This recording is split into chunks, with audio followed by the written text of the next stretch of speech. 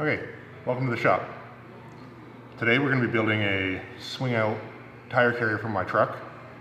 It's going to be a hitch mounted swing out tire carrier with a hitch receiver on top so I can still tow my little fishing boat. Yeah, so let's get started. See what we can come up with.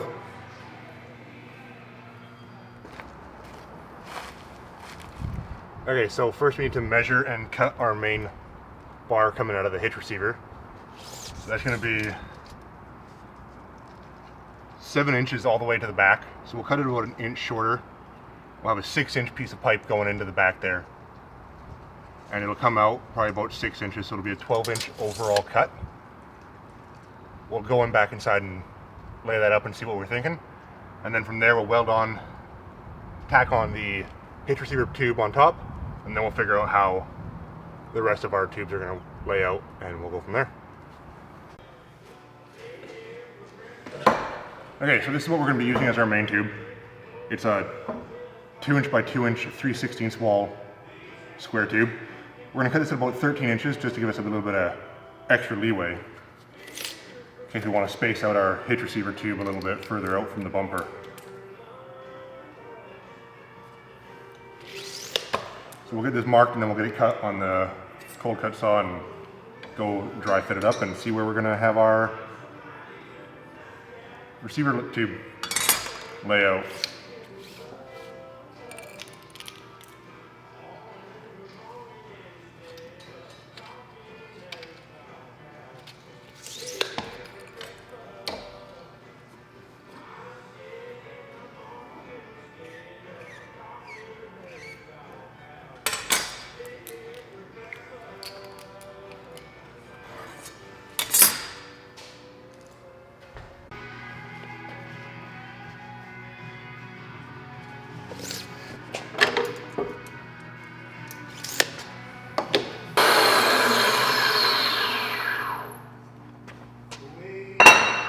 I think it might be time for a new blade in the saw.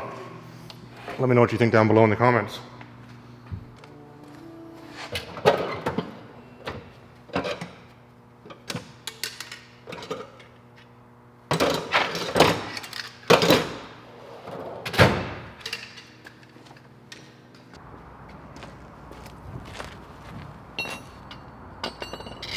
Okay, so we've got our 2 pieces of tubing, got some clamps. We're just going to insert it into the hitch receiver here and lay out the hitch receiver tubing on top, see where we're at, clamp it down, and head back inside and tack weld it. So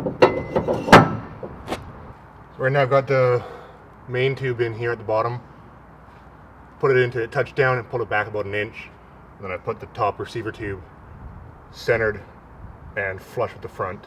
We'll head back inside, we'll actually measure it, and then we'll tack weld it up and go from there.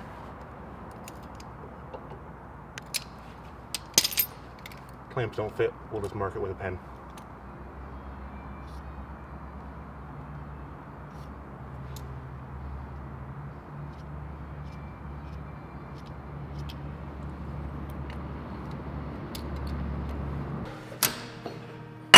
Okay, so we've got our main tube here, hitch receiver tube. This is where I had it marked for sitting at the end of the receiver. So I want to measure and double check that that's our 6-inch mark that we were hoping for. 5.5 inches, I'll call that good enough. Should be more than enough insertion into the receiver to make this work. So here we have our 2.5 by 2.5 hitch receiver tube. And we're going to center that flush with the end here, and we'll tack weld it in, and then we'll go about figuring out how our next tube comes off the side.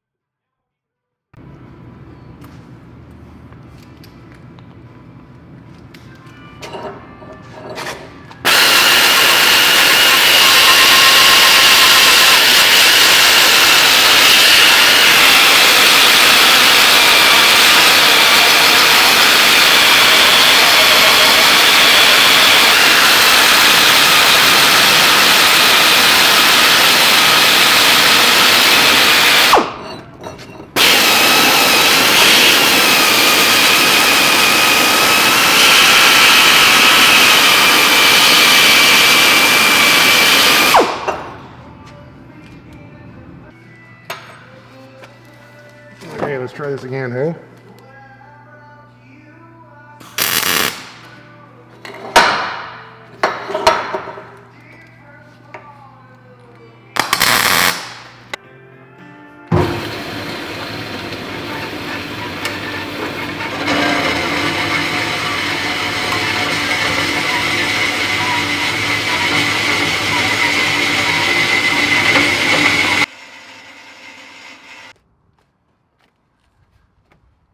Okay, so this is kind of the basic idea for now.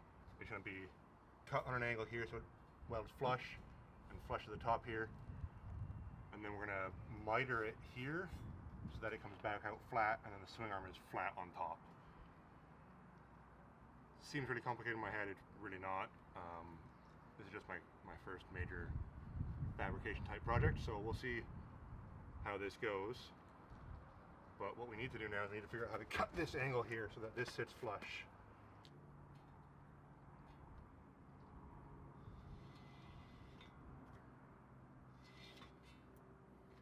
Okay, we'll try cutting that off of it first. Nope, that's not going to be enough, is it?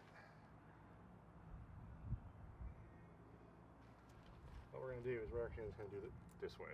I got a better idea here.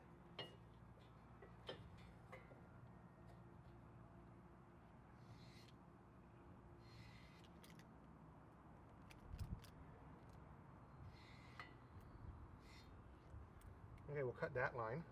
We'll transfer that to the top here as well. We'll do that back inside where we can see what we're doing. 3, a 2, a 1. Okay, so here's our line we scribed outside.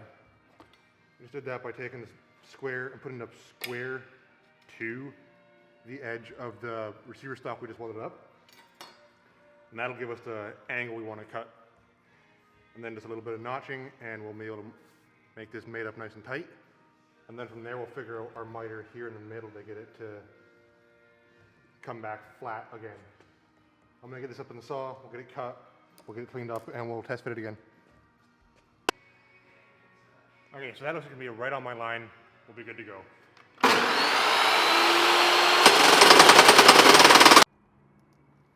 Okay, so I don't know if you can see it, but I got it pretty freaking close. It's bouncing between 0 and 0.1. So we're gonna call that good enough for this and for me. So we'll mark it where our square sits.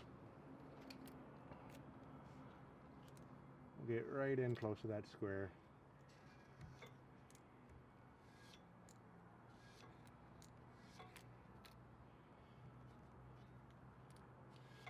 We'll cut that, and then we'll figure out getting this next piece level. And then that's probably about it for the day, because I don't have the stuff to make the hinge. We'll see what else we can come up with to work on while we're here. Don't want to spend too many weekends at work. Alrighty, let's get back inside.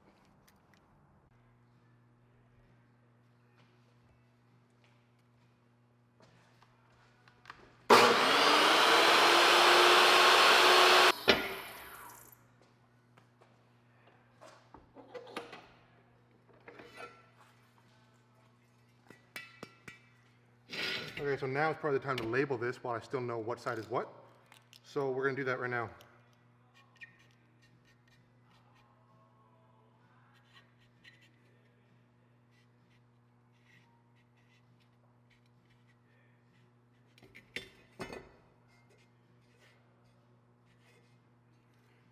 There we go.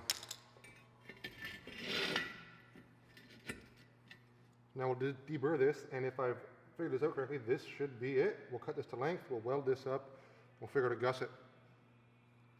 I gotta go running it. No, I don't, never mind.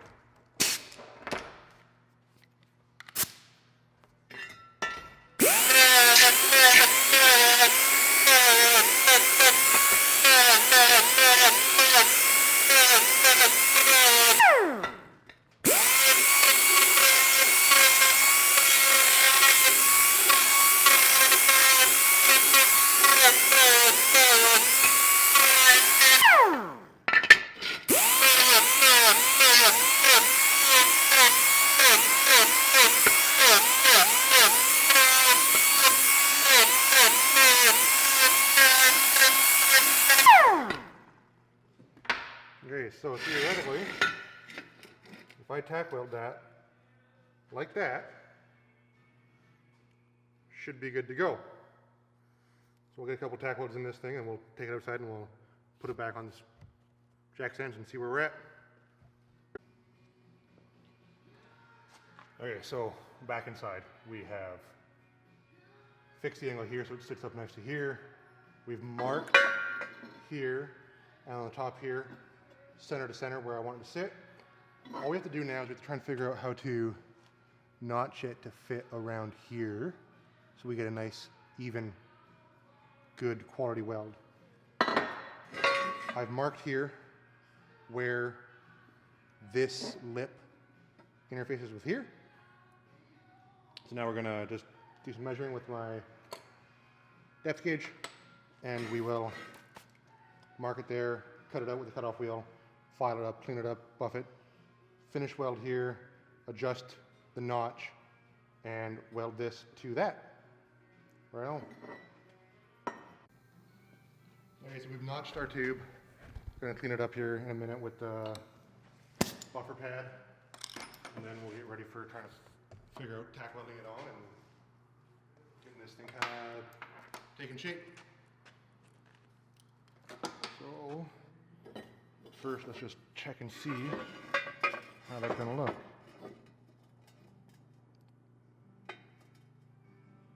Not good. That's how that's gonna look. How did that happen? Oh well, I can fix this. Easy enough to fix. What's happened is I obviously wasn't precise enough with my measurements or with the cutoff disc to get this here to actually fit true here the way I wanted it, because that gap is just too big to weld. At least I think it is. I don't want it to be that big when I weld it. So what I'll have to do is I'll have to trim this up a bit. Okay, I'll be back.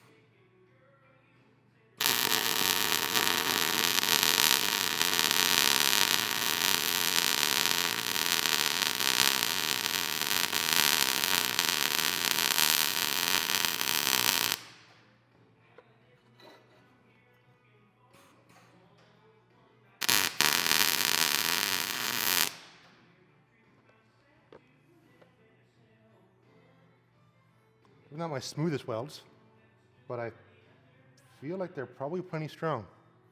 Let's see if we can do the other side a bit better.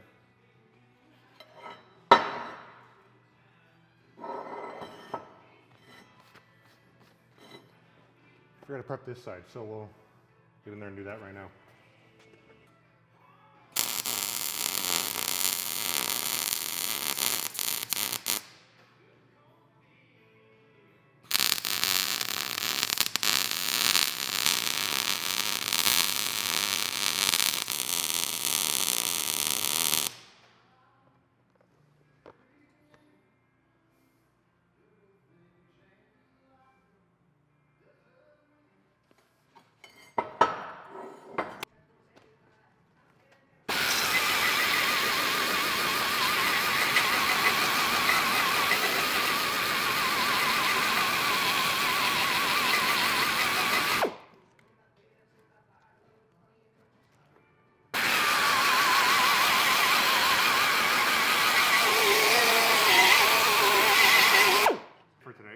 Mostly because I don't have the metal for the hinge.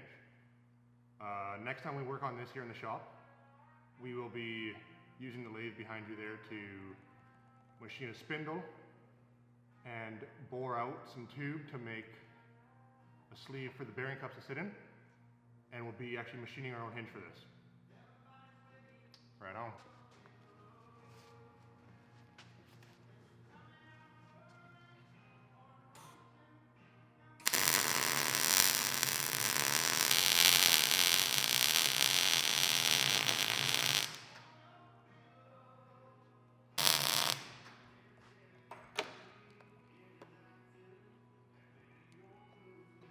Okay, so yeah, like I said, that's it for today.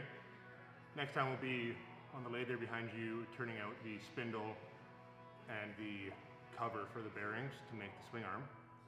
Still to figure out quite what I'm doing there yet, but that's our next trip. And then yeah, drilling the hole in here for the hitch pin.